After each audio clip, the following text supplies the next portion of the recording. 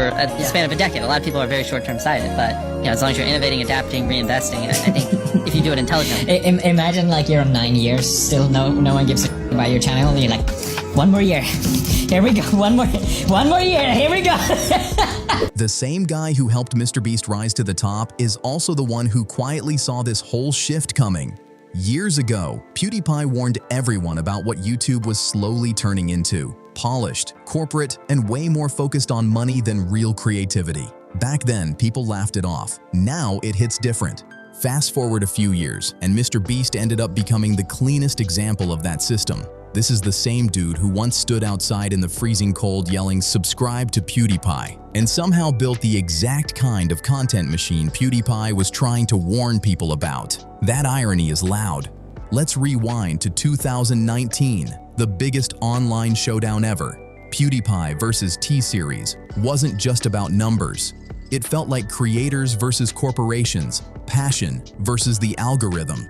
PewDiePie was the king, Jimmy was the loyal sidekick, and T-Series was flooding the platform non-stop. Then things started shifting fast. Somewhere down the line, he didn't just compete with T-Series, he started moving like them in spirit. Big budgets, non-stop uploads, huge teams of writers, editors, animators, and business minds turning YouTube into straight-up Hollywood 2.0. And suddenly, PewDiePie's old warning about the platform losing its humanity stopped sounding nostalgic and started sounding real. PewDiePie's era was messy, loud, and human. He could yell at a game, mess around, or drop over a span of a decade. A lot of people are very short-term sighted, but as long as you're innovating, adapting, reinvesting, I think if you do it intelligently. Imagine like you're 9 years, still no one gives a about your channel, and you're like, one more year. Here we go. One more year. Here we go. But MrBeast told me I gotta innovate and I gotta be intelligent. Oh, my life has passed before me. I'm gonna die alone. I'm so close. One more year. We're so close. a goofy meme, and millions still showed up. It wasn't about perfection. It was about personality. That was old YouTube energy. Now look at MrBeast's era. Everything is cinematic, polished, and perfectly calculated. Every thumbnail, every second, every frame built to hold attention. It feels less like YouTube and more like a high-budget show. The wild part, the same guy pushing for creators helped build a system where only massive players can win. PewDiePie clocked it early. He said the algorithm would favor spending power over raw creativity. MrBeast didn't break YouTube. He mastered what it became. He didn't just change YouTube, he industrialized it. And this is where PewDiePie's warning really hit. Let's talk about that launch situation he called out hard. Because let's be real, this wasn't a real product. Lunchly, yeah. I only found out about it yesterday. Like, you can tell none of them are parents. Because you should not feed your kids that garbage. Like, what the fuck? Like, that meal is so tiny. It looks like it's enough for Björn, maybe. And he's 1.5 years. Like, no. Who's it for? I don't get it. Is it a snack? Is it a meal? Very confused by it. It was branding first, substance later. A flashy rollout dressed up like a meal idea. Everyone remembers how fast it went sideways. Late 2023, MrBeast teamed up with KSI and Logan Paul to launch a so-called Maybe I should show her to the world, bro. Here's our baby. Brand new to the world. Here we go. Lunchly is now in stores. healthier lunch option, positioned as a rival to Lunchables. On paper, it sounded fine. And of course, we have our snacks and our energy drink, none other than the greatest meals in the world. Lunchly, of course, we have the turkey, cheese, and cracker stack. Also the Fiesta Nachos, my personal favorite. Love. Meals paired with prime hydration and chocolate snacks. But once people opened the boxes, the hype collapsed fast. Social media flooded with complaints about spoiled items and quality issues. The internet flipped instantly. Alongside creators like DanTDM and Jacksepticeye, PewDiePie spoke up, saying it didn't feel like something real parents would confidently serve. What made it even messier? PewDiePie questioned their parenting perspective. Ironic, since some of them actually are parents. And yet promotion kept rolling non-stop, even during deeply personal life. It's because people just hate us. That's it. People just hate us. And I've come to realize now in my adult life that hate really is just a feeling of one's own inadequacy. You're dissatisfied with your life, you're unhappy, you're angry because your wife left you, or you suck. You might as well go hate on a cracker stack. Moments. That clip says everything. It's honestly wild.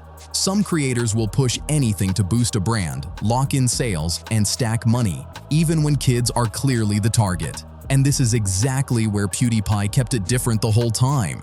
He has a child, but you never see him plastered online or used as promo material.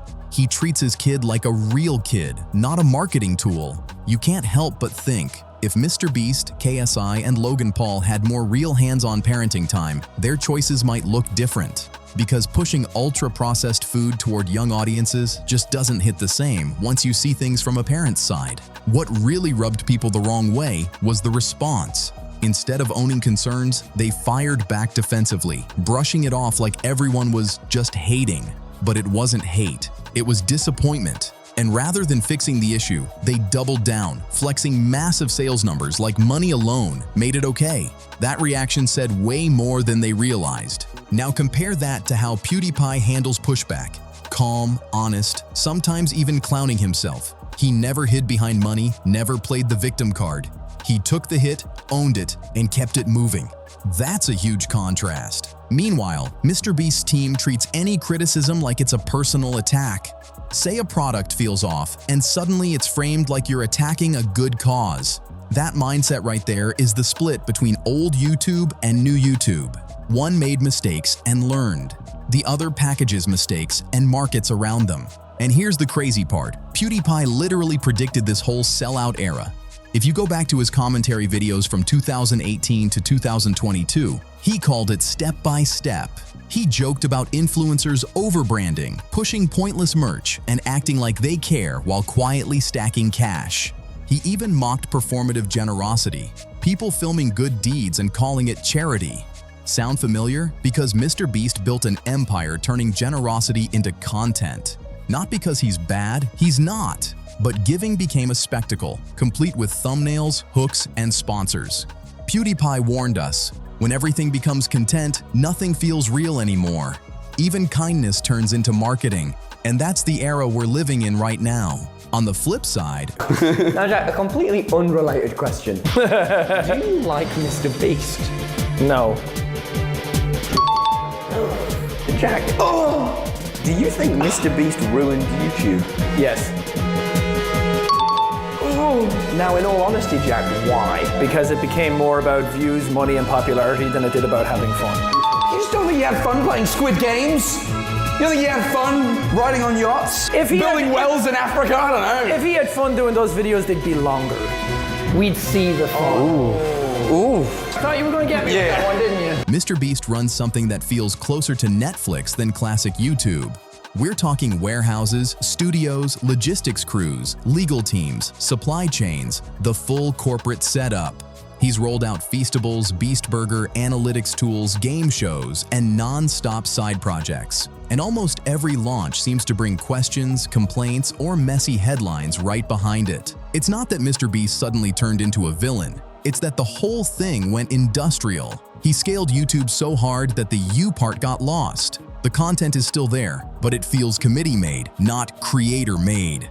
And that's exactly what PewDiePie warned about, when authenticity stops winning and optimization takes over. Even Jacksepticeye hinted at this during a lie detector video, saying he misses when YouTube felt more real and less formula-driven.